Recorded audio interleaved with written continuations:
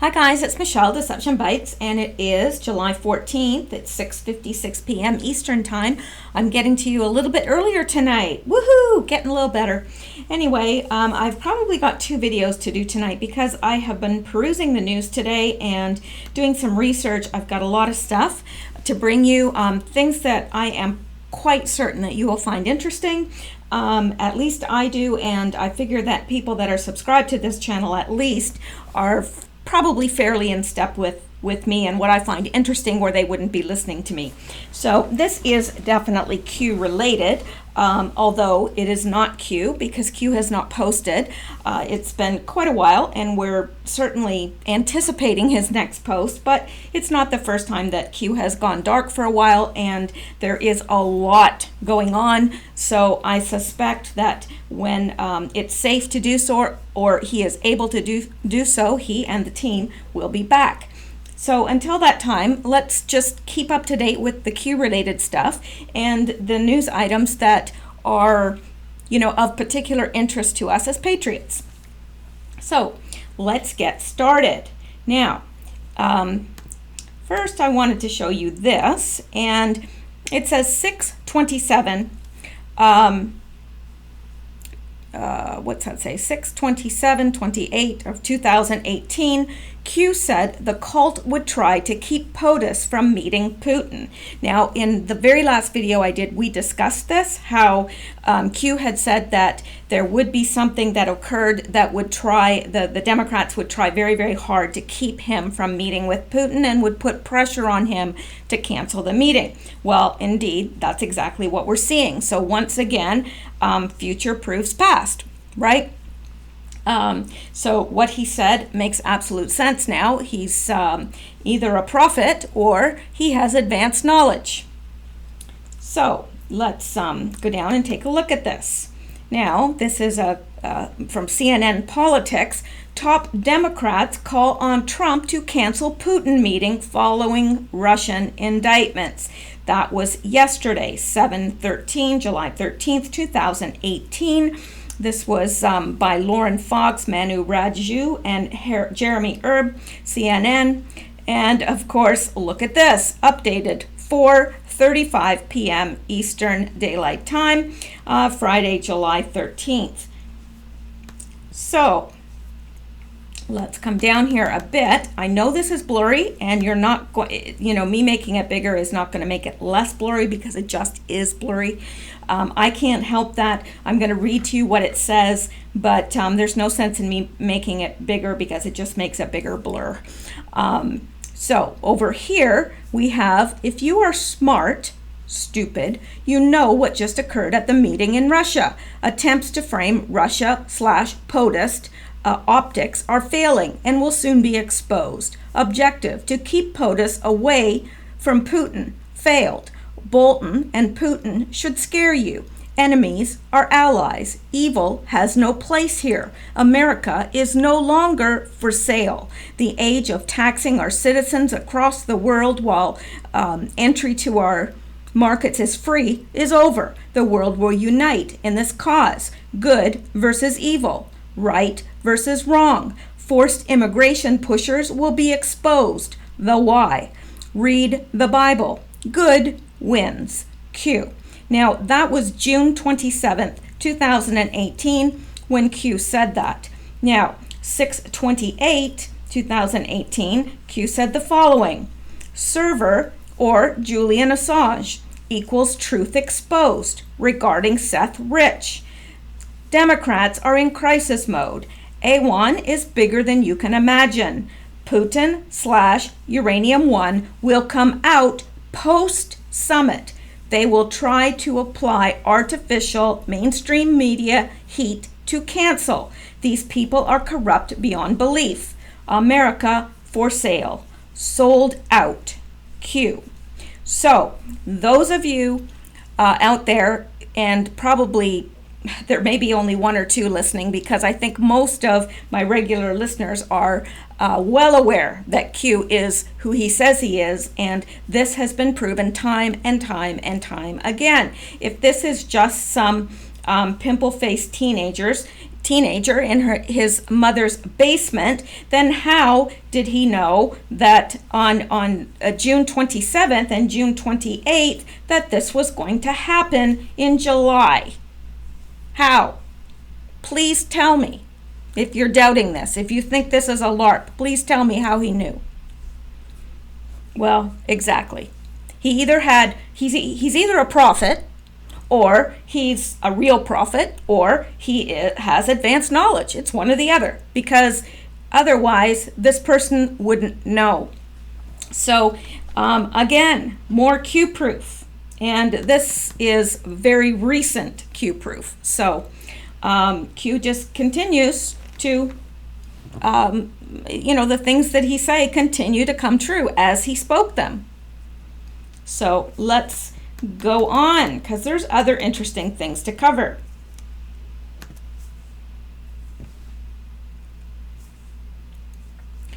All right, Grassley, Meadows find more evidence of political bias at FBI as Strzok Page summoned to testify. Both Senator Chuck Grassley, the chairman of the Judiciary Committee, and Representative Mark Meadows, the head of the House Freedom Caucus, said on Wednesday they found more evidence of political bias against President Trump among FBI employees. Oh, there is more evidence of political bias, Meadows told Fox News' Laura Ingraham Wednesday night. We've got some additional emails and some additional text messages in the last 4 or 5 days.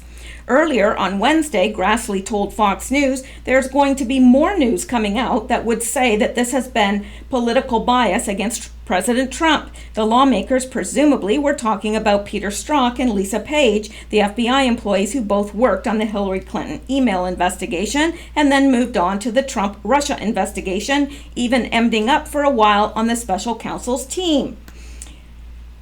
Their text messages criticizing Trump and Trump supporters, sometimes in vulgar terms, were the focus of a recent Inspector General report. The IG also found text messages in which Strzok promised to stop Trump from becoming president and talked about an insurance plan to prevent it from happening. Strzok is scheduled to testify before the House Judiciary and Oversight Committee later this morning at 10 a.m. Lisa Page, meanwhile, defied a congressional subpoena on Wednesday, refusing to appear before congressional investigators behind closed doors. Page said she needed more time to prepare, but Meadows said he's not buying it. While I was willing to give her the benefit of the doubt this morning until I called DOJ, she has had 7 months to prepare because we started initially asking her to come in December of 2017. Secondly, she wasn't even going to be prepared.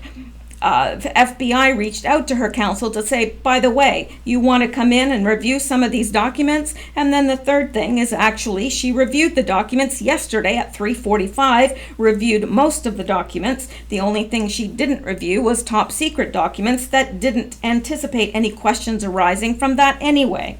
So, the attorney is doing a disservice to her to suggest that she was going to come in a voluntary way.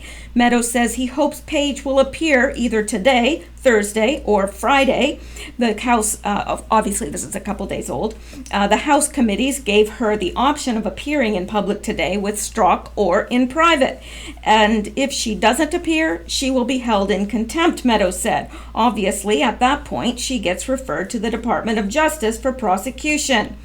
And if that happens, Meadows continues, all of a sudden, it's incumbent upon the DOJ to actually act and press charges.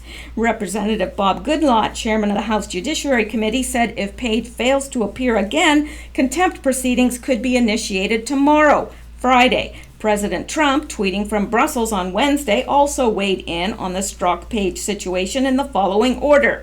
Ex-FBI lawyer, he said layer, but he meant lawyer, Lisa Page today defied a House of Representatives issued subpoena to testify before Congress. Wow, but is anybody really surprised? Together with her lover, FBI agent Peter Strzok, she worked on the rigged witch hunt, perhaps the most tainted and corrupt case ever. And I would have to agree with that. How can the rigged witch hunt proceed when it was started, influenced, and worked on for an extended period of time by former FBI agent lover Peter Strzok? read this hate-filled and totally biased emails, and the answer is clear. And finally, as I head out to a very important NATO meeting, I see the FBI lover, Agent Lisa Page, is dodging a subpoena and is refusing to show up and testify. What can she possibly say about her statements and lies? So much corruption on the other side. Where is the Attorney General? Yeah. So, and I want to also remind you that as we get upset about Sessions and about Rosenstein and about different people, we have to remind ourselves that Q told us that it's all for optics. These people are cooperating behind the scenes. So I have to believe that because Q has been right about other things. I would assume that that is so. That some of these people, like Rosenstein, who appears to be, running amok, are not. They are strictly being controlled. This is all for optics. So, again, I know that you're all aware of that, but I want to remind you again, as I have to remind myself, because sometimes the optics do get the best of myself, or do get the best of me, rather, and I look at it and I say, it doesn't look good, it doesn't look good, but then I have to remind myself, you know what, you walk by faith and not by sight. This is all about optics, and there are things going on behind the scenes that we know not of. So just try to relax in that and know that it is under control. I do believe that. I may have questions down the road where all of this is leading, but in terms of what is happening right now, I do believe that Q is truly giving us advanced knowledge. I do believe that this is actually the biggest info drop in the history, possibly of the world. I don't know. But I do believe that this is the biggest inside drop ever, at least for the country, the U.S., the United States of America. So, and obviously when, the saying that when the United States sneezes, the rest of the world catches a cold. What happens in the United States does affect the rest of the world. I know some people from other countries would not like to believe so, but it's a fact, and it's been a fact for a very long time. So there you go. Let's move on. Now, I had to show you this, even though I'm just going to warn you, it's not pretty to look at. And I'm not being sarcastic here. This is just a fact. It's not. So here's the resistance. Yep, here it is. Taken in London. And, so this is the resistance, and just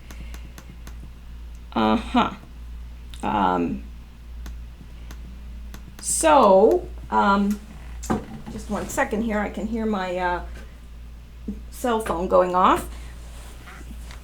I have dismissed it. All right. Now, this is the resistance. So if this is the resistance, all I would like to say is it's going to be a very short war. If that's what we're against, really? And, I don't know how much, somebody told me the amount that was spent on this baby balloon, this baby blimp, and it was a ridiculous amount. And I'm just saying, these ladies could have bought some more makeup. And high heels and so forth. Maybe even surgery. So let's move on. Okay, now Matt Couch, this is from Twitter.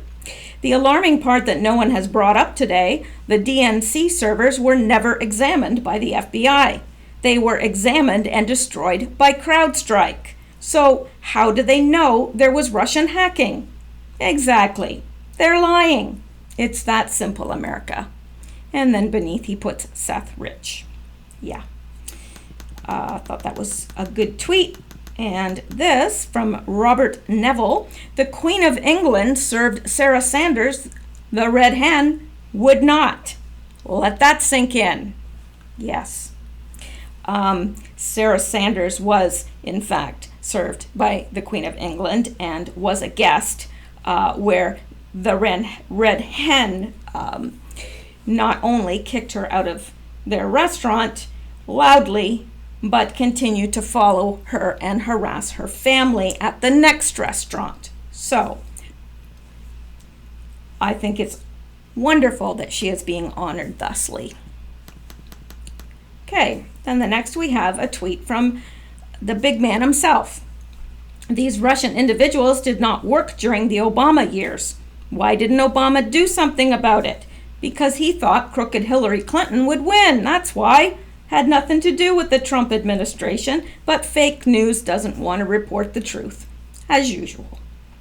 And the next Trump tweet. The stories you heard about the 12 Russians yesterday took place during the Obama administration, not the Trump administration. Why didn't they do something about it? Especially when it was reported that President Obama was informed by the FBI in September before the election. That's a very good question, President Trump, and I think the people of this nation deserve an answer to that. And I think you do as well.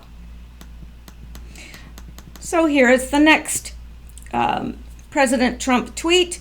Where is the DNC server? And why didn't the FBI take possession of it? Deep state? Now, if you go out on, well, I found it somewhere on Twitter. I should have kept it. But if you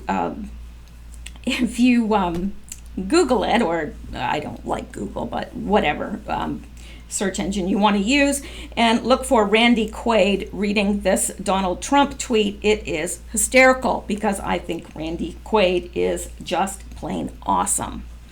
So if you are so inclined, make sure you Google that and look it up.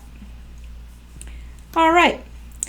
And the next Trump tweet. The stock market hit 25,000 yesterday. Jobs are at an all-time record. And that is before we fix some of the worst trade deals and conditions ever seen by any government. It is all happening. And of course, I like that Trump continually hits back from the news. Of course, the news are saying that we're in bad shape economically and that the trade deals that are happening, the trade wars that are happening are going to collapse the economy and so forth. And Trump hits back against that. Trump continually hits back via Twitter. Now, why is he using Twitter? Now, we've covered this before, but if your memories are like my memories, you may have forgotten. But even his tweets are considered part of the official record of his presidency, and they are preserved. So all of these tweets that he is sending out are preserved for posterity, and he wants it so. He wants it so for a reason, and I believe it's not just a strategic way of hitting back against the fake news and informing those who are his true followers of what is really happening, and countering that countering the counter narrative.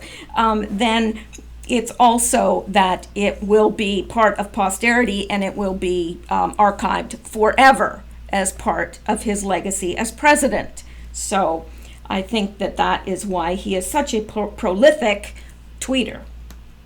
Now, here we go again, showing again that future proves past.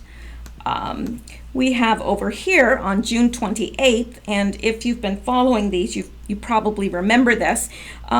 It was Democratic, and this is from WikiLeaks, it says Democratic senators who demanded today that at Julian Assange's asylum be revoked in violation of international law, remember them. And this was an anon that posted this, and then below, this anon said, okay. Then Q responded and said, server or Julian Assange equals truth exposed regarding Seth Rich, because Seth Rich is in parentheses here. The Democrats are in crisis mode. A1 is bigger than you can imagine. Putin/Uranium One will come out post-summit. They will try to apply artificial mainstream media heat to cancel. These people are corrupt beyond belief. America for sale. Sold out. Q. Now, somebody on the Chans has done this, and I thank them, whoever they are, for this because it helps us all. But they have circled the names and on this, and let's look at this in pink here. We go up to Senator Dick Durbin.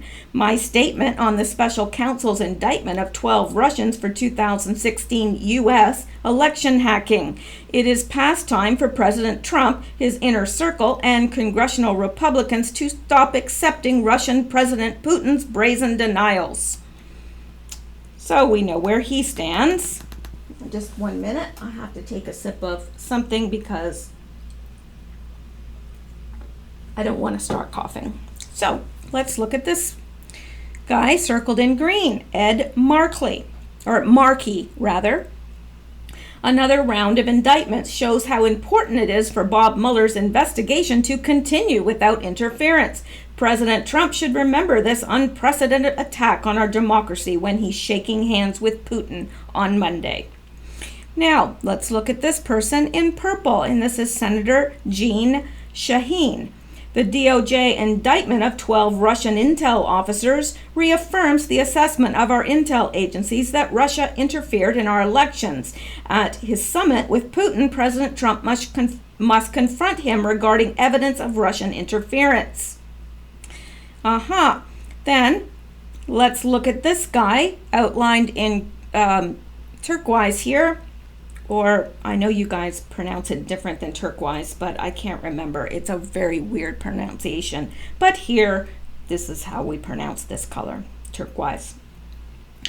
I hope that President Trump will wake up from the willful paralysis and finally address the threats posed by the Russian government to our country. And that's Senator Bob Menendez.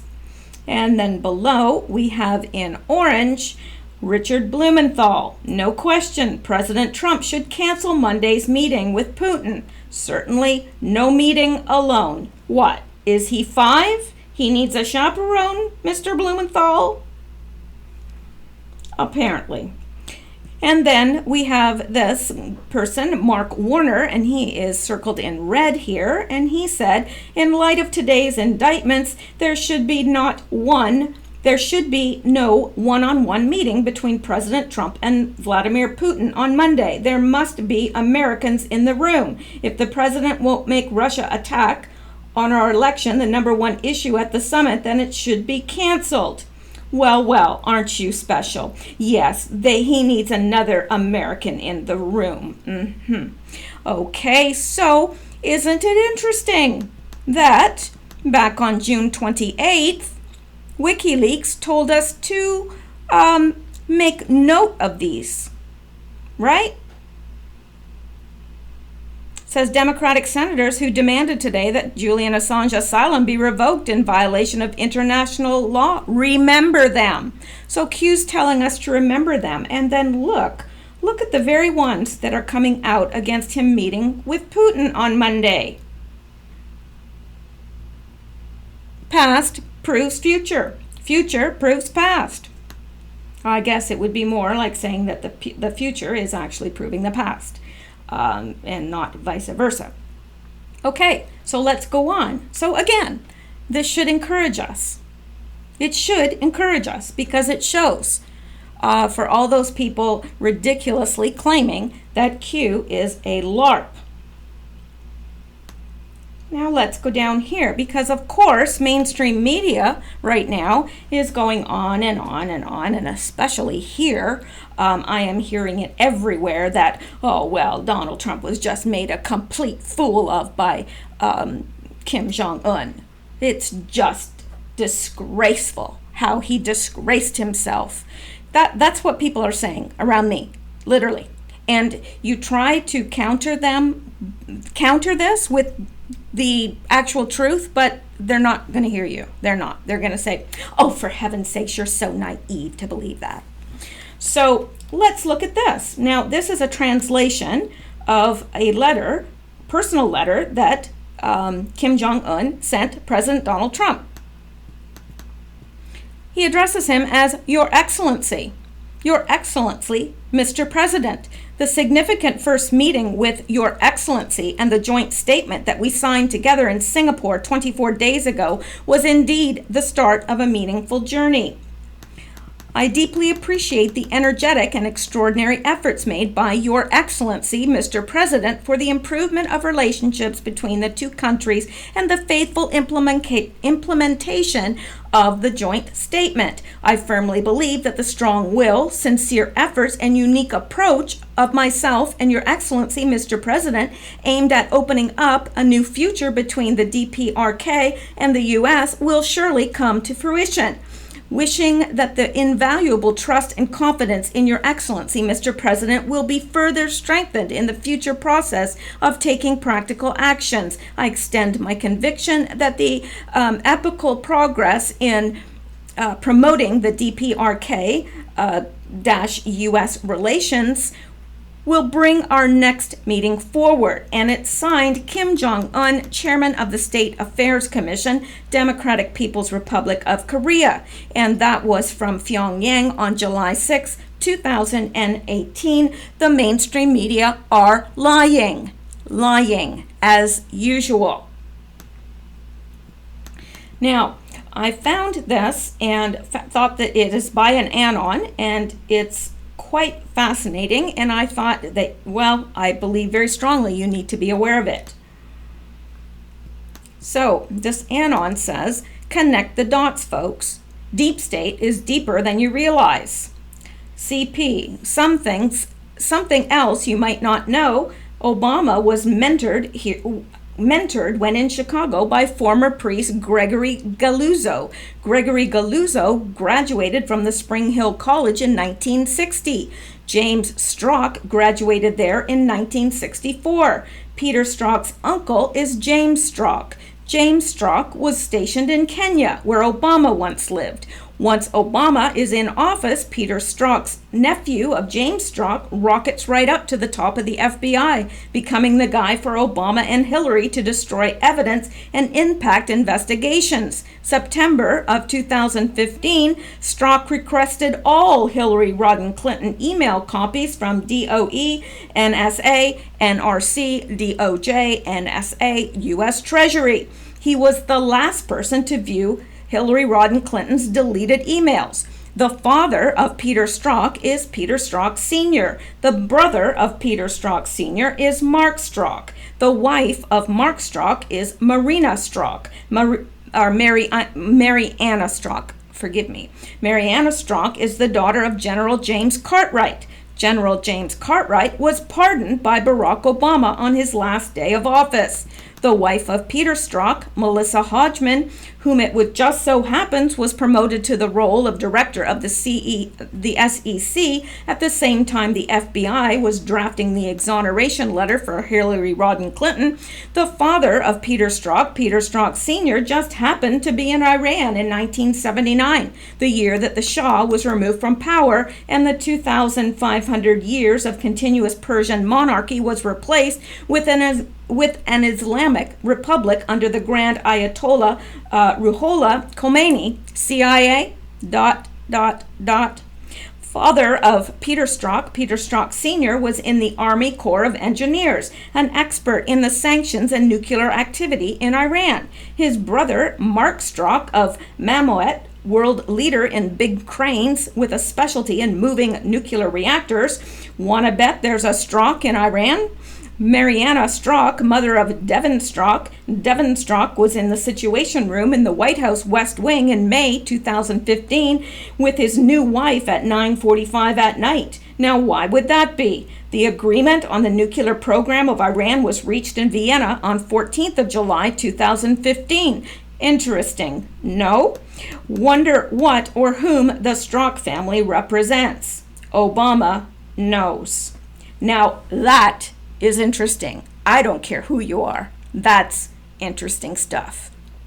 Now, all of that is new to me, all of it. And I have no doubt it's true. I have not fully looked into it yet, but I intend to, because that is huge. Or, as Trump would say, it's huge. So, I felt that you definitely had to see that. Now, I think, well, let me see now. I was going to stop there because this has gone for a while, but I think I'm going to do a couple more here that are in line. They're both, well, actually, maybe I'll do this one because it's a little bit more in line with what we're just talking about. Let's do this one first. I am going to be doing 2 videos tonight because I've got a lot to cover and I think it's all important. And I think, quite frankly, I think that you guys will think it's important too. Okay, Vatican bishop confesses senior Catholic officials are paid by George Soros. European politicians and senior Catholic officials have been bought and paid for by George Soros, according to Vatican Bishop I can't pronounce that. I'm going to call him Bishop Snyder. According to Vatican Bishop Snyder, who confessed to an Italian newspaper that the migrant crisis was orchestrated by the goal of radically altering the Christian and national identity of the peoples of Europe. Now, I have no problem, agreeing with that whatsoever, because I think that that's long been stated as the purpose. And this was planned from a very long time ago. Bishop Schneider, a resident of the Vatican, made the bombshell revelation during an interview with Italian daily Giornale. According to Schneider, the Vatican has been infiltrated by globalist operatives and an organized campaign is being rolled out to radically alter European culture. Speaking to the newspaper last week, Bishop Snyder said the migrant crisis represents a planned, orchestrated, and prepared for a long time by international powers to radically alter the Christian and national identity of the peoples of Europe.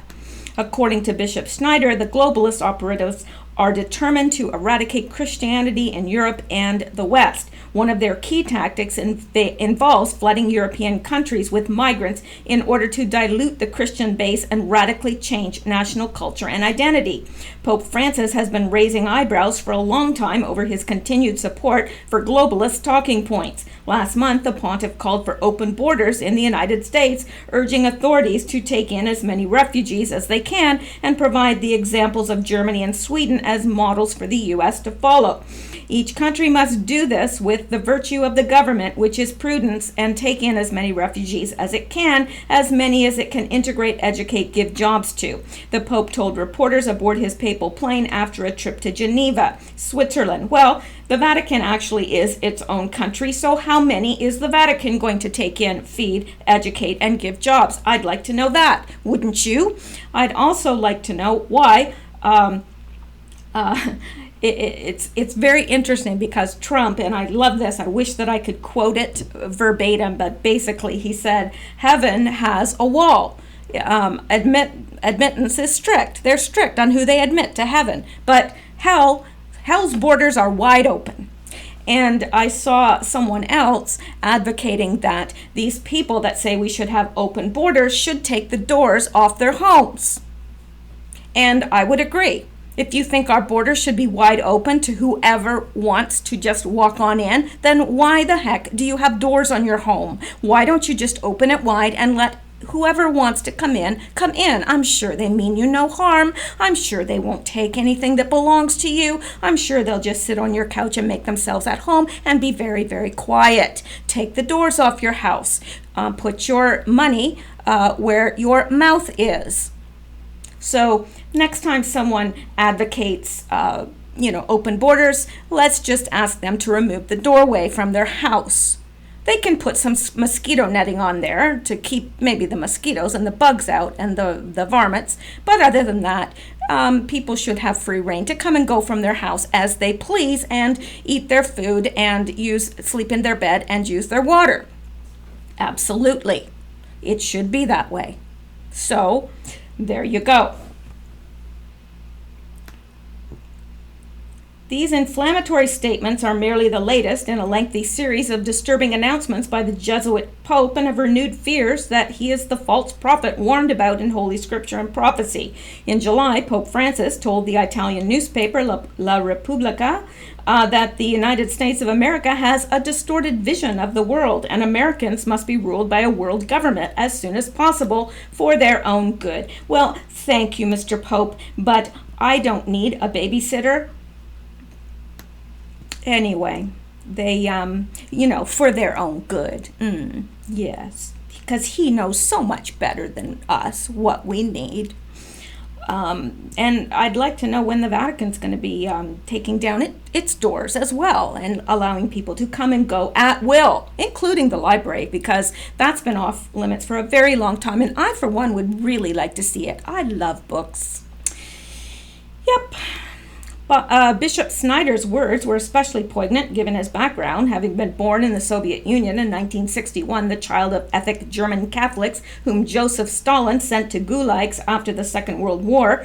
Breitbart report, the criticisms leveled by Bishop Snyder echoed similar concerns voiced by Hungarian Prime Minister Viktor Orban, who has also fought to retain the, quote, Christian identity of Europe as well as his country's national sovereignty. Orban has called out left-wing billionaire George Soros for his scheme to flood Europe with millions of migrants, in an attempt to blur national borders, saying that the European Union is following Soros' migrant plans with its forced immigration quotas. The Hungarian Prime Minister said in 2017 that Soros and the EU seek to bring in 1 million migrants annually to create an EU immigration force to undermine the national sovereignty of member states. In 2016, Orban used another analogy adapted by Schneider, urging Europeans to stand up against the Sovietization of Europe at an event commemorating the anti-communist uprising of 1956. So, thought that was very, very interesting and, of course, very true. Now, I do have a lot of other things to go over today, and I do think that they're important, and I think that you will find them important as well. So stay tuned for another video. It will be coming to you shortly. If you'd like to be subscribed, please make sure that you stay subscribed, because somehow people seem to get desubscribed whether they want to or not. If you want to be informed when I upload a video, please click the bell. Thank you so much, guys. I appreciate my listeners so much. I get as much from you, I am sure, probably much more from you than you do from me. But thank you so much. I hope you're having a great night and stay safe.